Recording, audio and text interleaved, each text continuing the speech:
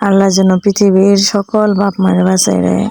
আজকে যদি আমার বাপ থাকতো তাহলে কি আর আমরা এই বাজারে করবো রাইতাম। আমার মনে হয় পৃথিবীর সব থেকে কপাল পোড়া আমরা দুই ভাই বোন, আমার বাপ নাই। আমার তো যা একটু মনে আছে আমার বাপের কথা, কিন্তু আমার ভাইয়ের তো কিছু মনে নাই। ও তো সেই ওর যখন 3.5 বছর তখন আমার আব্বা মারা গেছে, আর আমি তখন 9-এ পড়ি। 2008 সালের কথা, অনেক বছর হয়ে গেছে। আমার একটু মনে আছে বাপের কথা, আমার ভাইয়ের তো কিছু মনে নাই। তো আমি আমার ভাইয়ের নিয়ে বাজার করতে আইছিলাম।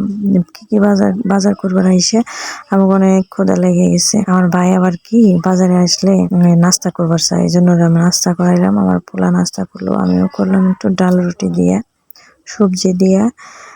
কি বাজার করলাম আপনাকে অবশ্যই বাসায় নিয়ে দেখাবো। হ্যাঁ, আর যে আপনাকে একটু আগে কইলাম না, বাপ না থাকলে ওই পোলাপানের কোনো মূল্য নাই, আর কামেরও শেষ নাই। আমার ভাই হলো ধান নিয়ে এসে ধান ভাঙাইতে, তো বাজারে যাওয়ার সময় এনে দিয়ে গেছে ধান মিলের মধ্যে, আর এখন ধান ভাঙাইতেছে আর কি।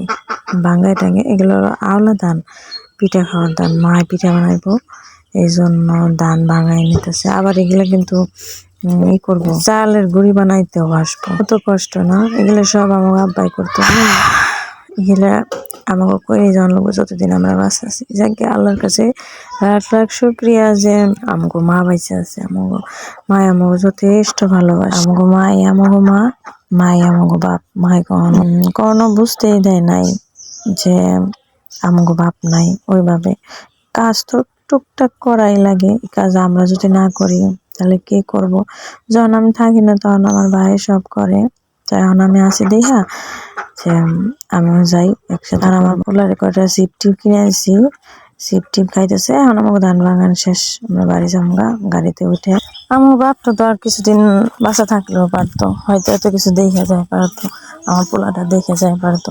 সব থেকে আমার খারাপ লাগে তখন এই বাপের কথা মনে পড়লে, যে আমার আব্বা থাকলে আমার ফুল দেখানো কত খুশি হইতো। আমার এত কষ্টই করা লাগতো না।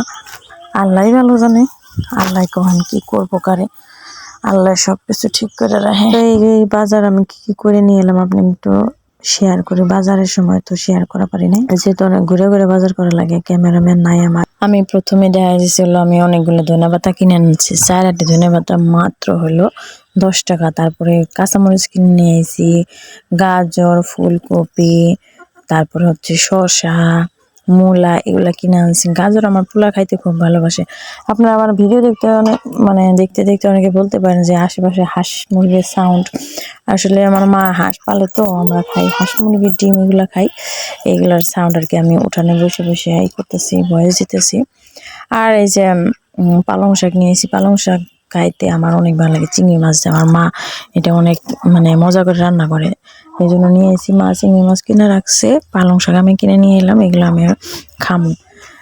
আর হইতেছে অন্যান্য বাজারে থেকে আমার এই বাজারে অনেক জিনিসের দাম অনেকটাই কম।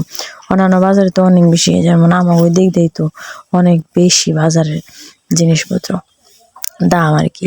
জিনিসের যে দাম সেই তুলনায় আমাকে পালোরা বাজারে অনেক কম। দুইটা হাঁস গুটু গুটু করে হাঁটতেছে, তো সুন্দর কেক কেক কেক কেক পাক পাক শব্দ করতেছে।